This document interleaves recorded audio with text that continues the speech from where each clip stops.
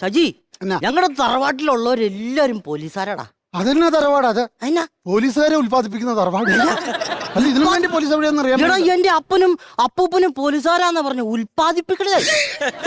അത് തന്നെ വർത്താനം. പക്ഷെ അതുപോലെ തന്നെ ഒരു പാരമ്പര്യ സാറേ നമ്മുടെ. എന്നാ പാരമ്പര്യം? ഞങ്ങൾ അപ്പൂപ്പന്മാരായിട്ട് ഇങ്ങനെ വളർന്നുകൊണ്ട് ഈ കള്ളന്മാരാണല്ലോ ഞങ്ങൾ. ഞങ്ങളുടെ അപ്പൂപ്പനൊക്കെ ഭയങ്കര കള്ളനായിരുന്നു. എനിക്കതിന് അപ്പൂപ്പനൊക്കെ ഉണ്ടോ?